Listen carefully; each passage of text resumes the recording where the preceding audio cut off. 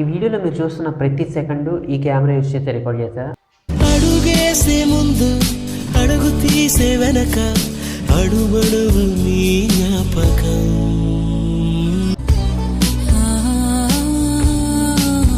అదే Nokia Lumia 820.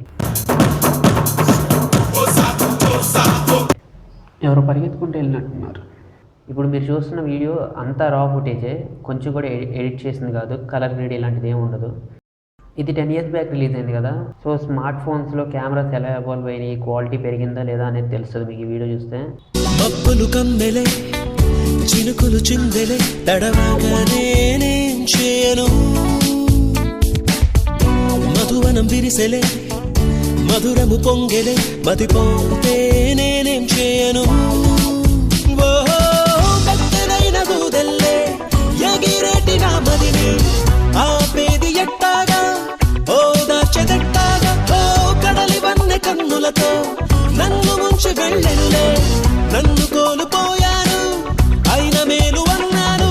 నిప్పు మీద కొంచెం నీటి మీద కొంచెం తడబడుతూ నిలిచే నా హృదయం.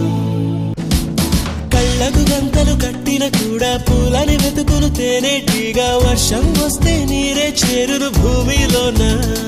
హే ఎటు నువ్వు నిలుచున్నావో అటే నేను చూస్తుంటాను, ముందు వెనక నీ నడకల్లో ఉయ్యలలుగా. ఈ కెమెరా అయితే నాకు బాగానే నచ్చింది.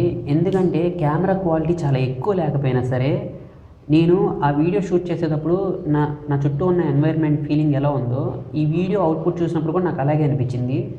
క్వాలిటీ తక్కువ ఉంది అని అయితే అనిపించలేదు. ఫీలింగ్ అయితే బాగానే ఉందన్నమాట. అందుకు నచ్చింది నాకైతే ఇది. కెమెరా క్వాలిటీ చాలా ఇంక్రీజ్ అయిపోయింది.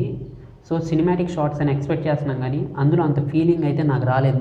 ఎందుకంటే ఆ మూమెంట్ని క్రియేట్ చేస్తున్నట్టు ఉంటుంది. మామూలుగా కెమెరా అంటే మూమెంట్ని క్యాప్చర్ చేయడం కదా.